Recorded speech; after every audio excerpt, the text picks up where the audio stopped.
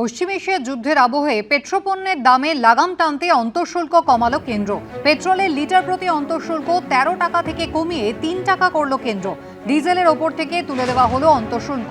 আগে প্রতি লিটার ডিজেলের ওপরে চাপানো হয়েছিল 10 টাকা শুল্ক, যদিও আপাতত খুচরো বাজারে পেট্রোল ডিজেলের দামে কোনো পরিবর্তন হচ্ছে না।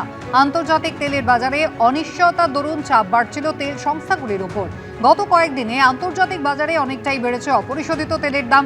এর ফলে প্রতিদিন বিপুল লোকসানে চলছিল এইচপিসিএল, বিপিসিএল, আইওসি। বিমানের জ্বালানির ওপরও অন্তঃশুল্ক কমানোর সিদ্ধান্ত নিয়েছে কেন্দ্র সরকার। এভিয়েশন টারবাইন ফুয়েলের ওপর অন্তঃশুল্ক কমানোর সিদ্ধান্ত নিল কেন্দ্র। প্রতি লিটারে 50 টাকা অন্তঃশুল্ক কমে হলো 29 টাকা 50 পয়সা। জ্বালানির দাম বাড়ায় যাতে বিমানের টিকিটের দাম না বাড়ে, সেদিকে তাকিয়ে পদক্ষেপ কেন্দ্রের।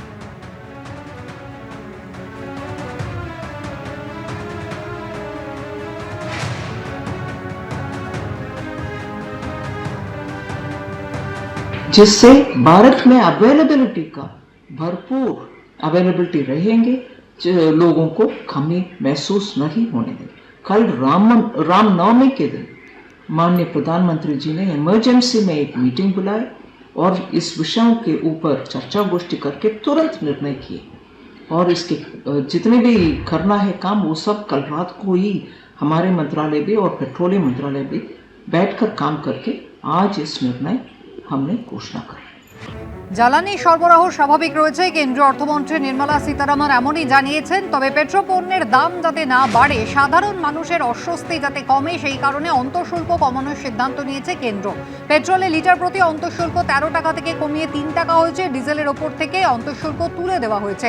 খুচরো বাজারে যদিও আপাতত পেট্রোল ডিজেলের দামে কোনো পরিবর্তন হচ্ছে না, তবে যেভাবে আন্তর্জাতিক তেল বাজারে গত কয়েকদিনে ক্রুড অয়েলের দাম বাড়ছিল, তাতে তেল সংস্থাগুলির কপালে ভাঁজ যে চওড়া হয়েছিল, তার থেকে হয়তো কিছুটা সাময়িক স্বস্তির বন্দোবস্ত আপাতত কেন্দ্রের এই গেজেট নোটিফিকেশন।